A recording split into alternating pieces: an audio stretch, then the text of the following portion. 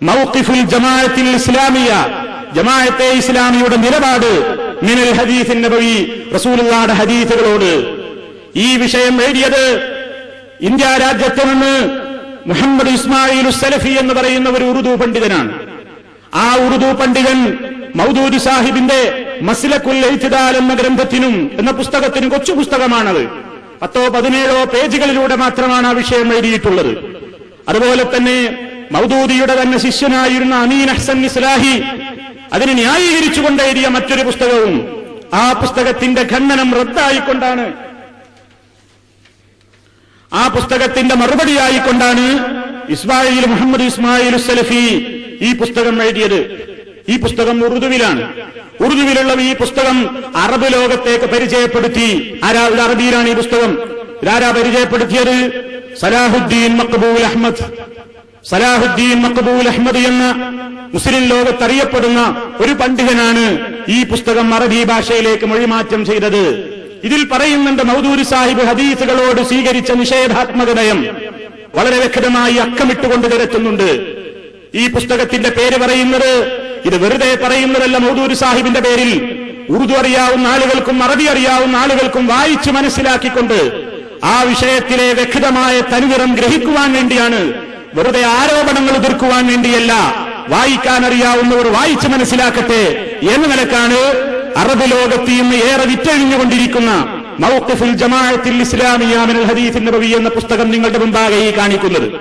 ജമാഅത്തുകാർ പറയാറുണ്ട്, കേരളത്തിലെ പുളിക്കൽ എടവണ്ണയിലുള്ള 4 മാക്രികൾ ജമാഅത്തുകാരന്റെ ഭാഷയാണത്, ജമാഅത്തുകാരന്റെ ഭാഷയാണത്. വലിയ സഹിഷ്ണുത പ്രസംഗിക്കുന്ന ജമാഅത്തുകാരാണ്. ജമാഅത്തുകാർ പറയും, ഞങ്ങൾക്ക് പ്രതിപക്ഷ ബഹുമാനം ഏറെയുള്ളവരാണ്, ഞങ്ങൾ വളരെ സഹിഷ്ണുതയുള്ളവരാണ്, എല്ലാവരെയും ഉൾക്കൊള്ളുന്നവരാണെന്ന് പറയുന്ന ജമാഅത്തുകാർ കളിയാക്കിക്കൊണ്ട് പറഞ്ഞു, അബുൽ മൗദൂദി സാഹിബിനെയൊക്കെ എടവണ്ണയിലെയും പുളിക്കലുമൊക്കെയുള്ള കേവലം മാക്രികളല്ലാതെ വേറെ ലോകത്താരാ നിഷേധിക്കുന്നത്, ആരാ എതിർക്കുന്നത്? കണ്ടില്ലേ, ഇത് എടവണ്ണയിലെയും പുളിക്കലെയും മാക്രിയല്ല. ലോകത്ത് ഇന്ന് അറബ് രാജ്യത്ത് മൗദൂദിയെക്കുറിച്ചുള്ള പഠനങ്ങൾ നടന്നുകൊണ്ടിരിക്കുകയാണ്. ഇപ്പോഴും ഉറുദു പണ്ഡിതന്മാർ ഇന്ത്യ രാജ്യത്ത് മനസ്സിലാക്കിയതുപോലെ അബുല്ലയെ കുറിച്ച് ലോകത്തേറെ മനസ്സിലാക്കിയിട്ടില്ല. പക്ഷേ മനസ്സിലാക്കിയവരൊക്കെ തിരിഞ്ഞുകുത്തിയിട്ടുണ്ട്. മനസ്സിലാക്കിയവരൊക്കെ അദ്ദേഹത്തിന്റെ വാദമുഖങ്ങളെ എതിർത്തിട്ടുണ്ട്. ഇന്നും അറബ് ലോകത്തറിയപ്പെടുന്ന, മദീനയിലും മക്കയിലുമൊക്കെ അറിയപ്പെടുന്ന, ലോകത്ത് തന്നെ അറിയപ്പെടുന്ന റബീഉൽ മദ്ഖലി, അദ്ദേഹത്തിന്റെ ഈ വിഷയത്തിൽ ധാരാളം ഗ്രന്ഥങ്ങളുണ്ട്. അബുൽ അലാ മൗദൂദിയുടെ ആശയങ്ങൾക്കെതിരെയും കുത്തുബിസത്തിന്റെ വക്താവായ സയ്യിദ് കുത്തുബിന്റെയും അതുപോലെ തന്നെ ഹസനുൽ ബന്നയുടെയും ഒക്കെ ആദർശ പാപ്പരത്വങ്ങളെ തുറന്നു കാണിക്കുന്ന പച്ചയായ കൃതികൾ അറബ് ലോകത്ത് ഇന്ന് ഏറെ വിറ്റഴിക്കപ്പെട്ടുകൊണ്ടിരിക്കുന്ന കൃതികളാണ്. ജമാഅത്തുകാരന്റെ എഴുതുവിടും പ്രബോധനത്തിലും ബോധനത്തിലുമൊക്കെ കേരളത്തിലെ 4 മുജാഹിദുകൾക്കല്ലാതെ മൗദൂദിയെക്കുറിച്ചായിരിക്കും അഭിപ്രായ വ്യത്യാസമുണ്ടോ എന്ന് പറയാറുണ്ട്. അതുകൊണ്ട് അവർ മനസ്സിലാക്കട്ടെ, ഏറെ ഖണ്ഡനങ്ങൾ മൗദൂദി സാഹിബിന്റെ ആദർശങ്ങൾക്കെതിരെ പണ്ഡിത ലോകത്ത് നടന്നിട്ടുണ്ട്. പക്ഷേ ഉറുദുവിലുള്ള ഗ്രന്ഥങ്ങൾക്ക്, ഉറുദുവിലാണല്ലോ ഗ്രന്ഥങ്ങൾ ഇറങ്ങുക. മൗദൂദിയുടെ ഗ്രന്ഥങ്ങളൊക്കെ ഉറുദുവിലാണ്. അദ്ദേഹത്തിന്റെ അറബി ഭാഷയിലുള്ള ഗ്രന്ഥങ്ങളൊക്കെ അറബി ഭാഷയിലേക്ക് ട്രാൻസ്ലേറ്റ് ചെയ്യപ്പെടാൻ പ്രത്യേകം മുത്തറജ്ജിമുണ്ടായിരുന്നു. അദ്ദേഹം തർജമ ചെയ്തതാണ് മൗദൂദിയുടെ പേരിൽ കാണുന്ന അറബി പുസ്തകങ്ങളൊക്കെ. നമ്മളാരും വിചാരിക്കേണ്ടത് മൗദൂദിയുടെ അറബി ഗ്രന്ഥങ്ങളാണ്. മൗദൂദി സാഹിബിന്റെ ഗ്രന്ഥങ്ങൾ ഉറുദുവിൽ നിന്ന് അറബിയിലേക്ക് ട്രാൻസ്ലേറ്റ് ചെയ്യാൻ പ്രത്യേക വ്യക്തികളുണ്ടായിരുന്നു. അവരാണെന്ന് അറബ് ലോകത്ത് മൗദൂദിയുടെ പുസ്തകങ്ങൾ പ്രചരിപ്പിച്ചുകൊണ്ടിരിക്കുന്നത്. അപ്പൊ അറബികൾ അത് അറിയാൻ നേരം നൽകി. അറിഞ്ഞവരൊക്കെ പല രൂപത്തിലും അതിന് വിശദീകരണങ്ങൾ നൽകി, മറുപടികൾ എഴുതി. ഇപ്പോഴും മൗദൂദി സാഹിബിന്റെ പല ഉറുദു ഗ്രന്ഥങ്ങളും അതിന് നൽകപ്പെട്ട മറുപടി ഗ്രന്ഥങ്ങളുമൊക്കെ മറ്റു ഭാഷകളിൽ അറിയപ്പെടാതെ കിടക്കുന്നുണ്ട്. അത് ലോകത്തിന് പരിചയപ്പെടുത്താനുള്ള തീവ്ര ശ്രമങ്ങൾ ഇന്ത്യ രാജ്യത്തുള്ള അഹ്ലെ ഹദീസിന്റെ പണ്ഡിതന്മാർ ആരംഭിച്ചു കഴിഞ്ഞു എന്നുകൂടി നിങ്ങൾ മനസ്സിലാക്കേണ്ടതാണ്. ആ കൂട്ടത്തിൽപ്പെട്ടതാണ് ഇന്ന് അറബ് ലോകത്ത് സലാഹുദ്ദീൻ മഖ്ബൂൽ അഹ്മദ് എഴുതിയിട്ടുള്ള ഈ ഗ്രന്ഥം മൗഖിഫുൽ ജമാഅത്തുൽ ഇസ്ലാമിയ മിനൽ ഹദീസിൻ നബവി. അപ്പൊ നോക്കൂ നിങ്ങൾ, ഹദീസുകളെ അവനവന്റേതായ ചില വാദമുഖങ്ങൾ വെച്ചുകൊണ്ട്, ഈ ബുദ്ധിയും യുക്തിയും വെച്ചുകൊണ്ട് അളന്നു നോക്കുന്ന ഒരു പ്രത്യേകമായ പ്രവണത ജമാഅത്തെ ഇസ്ലാമിയുടെ ഭാഗത്തു നിന്നുണ്ടായി. ഈ ചിന്താഗതി ഇന്ന് പലരും ഏറ്റുപാടുകയാണ്. പലർക്കും ഇന്നൊരു തരക്കേടില്ലാന്ന് തോന്നുന്നുണ്ട്. ജമാഅത്തെ ഇസ്ലാമിയുടെ ആചാര്യനടക്കമുള്ള ആളുകൾക്ക് വളരെ നന്നായി തോന്നിയ ഹദീസുകളെ ഈ ബുദ്ധി ഉപയോഗിച്ച് അളന്നുകൊണ്ട് ഭാഗികമായി പറ്റാത്ത ഹദീസുകളൊക്കെ തള്ളുക എന്ന ഈ സമീപനത്തോട് ഇന്ന് പലർക്കും ഒരു അനുരാഗാത്മകമായ ഭ്രമം നമുക്ക് കാണാൻ സാധിക്കുന്നു. അവരൊക്കെ ഇന്ന് അതിന്റെ പ്രചാരകരായി മാറുകയാണ്. വാസ്തവത്തിൽ ഇസ്ലാമിന്റെ പ്രവാചകൻ പഠിപ്പിച്ച ഏതൊരാദർശവും നമ്മുടെ ബുദ്ധിക്ക് കൊള്ളുമോ തള്ളുമോ എന്നതല്ല പരിഗണിക്കേണ്ടത്. റസൂലുള്ള പറഞ്ഞോ ഇല്ലേ എന്ന് സ്ഥിരപ്പെട്ടോ എന്നാണ് പരിശോധിക്കേണ്ടത്.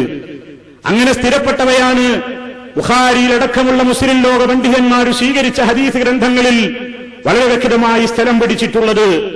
അത്തരത്തിൽ മുസ്ലിം ലോകം അംഗീകരിക്കുന്ന ഹദീസുകളെയാണ്, തർക്കമില്ലാത്ത ഹദീസുകളെയാണ് തർക്കത്തിന്റെ മേഖലയിലേക്ക് വലിച്ചഴച്ചു കൊണ്ടുവന്നുകൊണ്ട് അവയൊന്നും സ്വീകരിക്കാൻ കൊള്ളില്ല, അത് മനുഷ്യന്റെ പ്രാഥമിക ബുദ്ധിക്ക് നിരക്കുന്നതല്ല എന്ന് പറഞ്ഞുകൊണ്ട് തള്ളിക്കളഞ്ഞിരിക്കുന്നത്.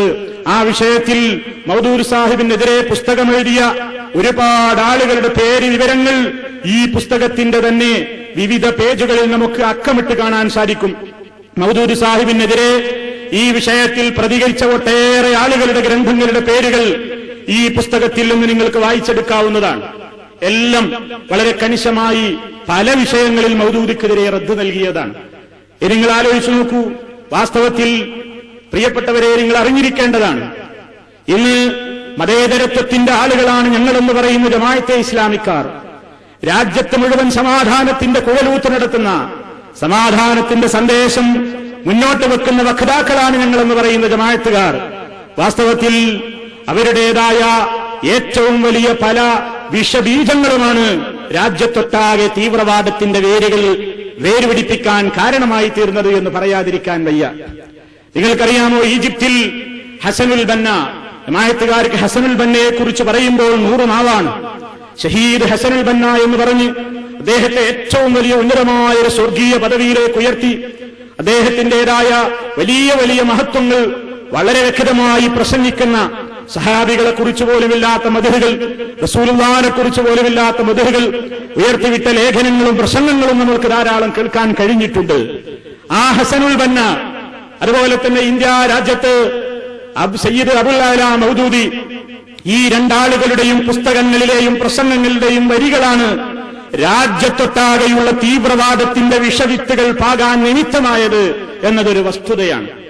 രാജ്യത്ത് തീവ്രവാദത്തിന് ബീജാവാപം നടത്തിയത് അബുൽ അഅ്ല മൗദൂദിയുടെയും ഹസനുൽ ബന്നയുടെയും ഒക്കെ വരികളും വാക്കുകളുമാണ് എന്നതിൽ സംശയമില്ല. നമ്മുടെ രാജ്യത്ത് ഇന്നും ഫാസിസ്റ്റുകൾ അവരുടെ പഠന ശിബിരങ്ങളിൽ, അവരുടെ ക്ലാസുകളിൽ, RSSകാരനടക്കമുള്ളവരുടെ ഫാസിസ്റ്റുകൾ അവരുടെ ക്ലാസുകളിൽ, അവരുടെ സായാഹ്ന ക്ലാസുകളിൽ അവർ അവരുടെ ആളുകൾക്ക് പഠിപ്പിച്ചു കൊടുക്കുന്നത് മൗദൂദ് സാഹിബിന്റെ അടക്കമുള്ള ജമാഅത്തെ ഇസ്ലാമിയുടെ സാഹിത്യങ്ങളിൽ നിന്നുള്ള വരികളാണ്.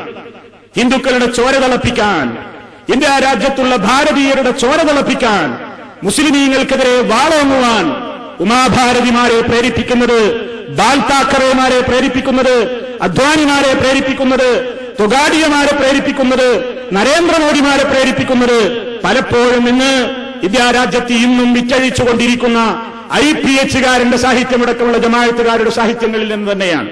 നിഷേധിക്കാൻ കഴിയില്ല. അനുഭവസ്ഥര പറഞ്ഞതാണ്. ഈ അടുത്ത കാലത്ത് മുജാഹിദ് സ്റ്റുഡൻസ് മൂവ്മെന്റ് കേരളത്തിൽ നടത്തിയ ഒരു പഠന ക്യാമ്പിൽ 2-3 ആളുകൾ ഇവിടെ പ്രസംഗിക്കുകയുണ്ടായി. ഞങ്ങൾ എന്തുകൊണ്ട് മുസ്ലിമായി എന്ന വിഷയത്തിൽ നിങ്ങൾക്ക് ആ വീഡിയോ CD നിങ്ങൾക്ക് വാങ്ങാൻ ലഭിക്കും. ഏതാനും ആഴ്ചകളെയായിട്ടുള്ളൂ ആ കാസറ്റ് പുറത്തു വന്നിട്ട്. RSSന്റേതായ ശാഖകളിൽ പഠിച്ചു വളർന്ന്, ഹൈന്ദവ കുടുംബത്തിൽ ജനിച്ചു വളർന്ന്, RSSകാരന്റെ പഠനങ്ങൾ കേട്ടുകൊണ്ട് വളർന്നു വന്ന ഒരു ചെറുപ്പക്കാരൻ ഇസ്ലാമിലേക്ക് കടന്നു വന്ന അദ്ദേഹത്തിന്റെ അനുഭവം പങ്കുവെക്കുന്നുണ്ട്. ഞങ്ങൾ എന്തുകൊണ്ട് മുസ്ലിങ്ങളായി എന്ന കാസറ്റിൽ അദ്ദേഹം എടുത്തു പറയുന്നുണ്ട്, ഞാൻ ഇസ്ലാമിനെ കുറിച്ച് കേട്ടത് RSSകാരുടെ ക്ലാസുകളിൽ നിന്നാണ്. അദ്ദേഹം പറയാണ്, RSSകാരുടെ ക്ലാസുകളിൽ നിന്ന് ഞാൻ ഇസ്ലാമിനെ കുറിച്ച് കേട്ടത്. ഞാൻ കേട്ടതൊക്കെ ജമാഅത്തുകാരുടെ സാഹിത്യങ്ങളിലെ വരികളാണ്. ഞങ്ങൾക്ക് ക്ലാസ് എടുക്കാൻ വന്നിരുന്ന ആളുകൾ ഞങ്ങളെ കേൾപ്പിച്ച് ജാഗരം കൊള്ളിച്ചത്. ജമാഅത്തെ ഇസ്ലാമിയുടെ സാഹിത്യങ്ങളാണ് RSSകാരൻ ഉപയോഗപ്പെടുത്തിയത്. ചിലരൊക്കെ പറയാറുണ്ടെങ്കിൽ ഇന്ത്യ രാജ്യത്തുള്ള അല്ലെങ്കിൽ ലോകാടിസ്ഥാനത്തിൽ സലഫികൾക്ക് ഒരു എതിർപ്പില്ല, സലഫികൾക്ക് യാതൊരു രൂപത്തിലുള്ള ഫാസിസ്റ്റുകളുടെയും എതിർപ്പില്ല. ജമാഅത്തെ ഇസ്ലാമിയെയാണ് നിരോധിക്കുന്നത്, ജമാഅത്തെ ഇസ്ലാമിയെയാണ് തുറുങ്കിലടക്കുന്നത്. എന്താ കാരണം? ജമാഅത്തെ ഇസ്ലാമിയാണ് ശരിയായ ഇസ്ലാമിക പാർട്ടി എന്നുള്ളതാണ് ഇവരൊക്കെ ഇതിനെ എതിർക്കാൻ കാരണം. മറിച്ച് സലഫികളെ ഇവിടെ ആരും എതിർക്കുന്നില്ല. കാരണം എന്താ? സലഫികളെ കൊണ്ടൊരു ശല്യമല്ല പോലും. സലഫികൾ അവർക്കാർക്കും എതിരല്ല.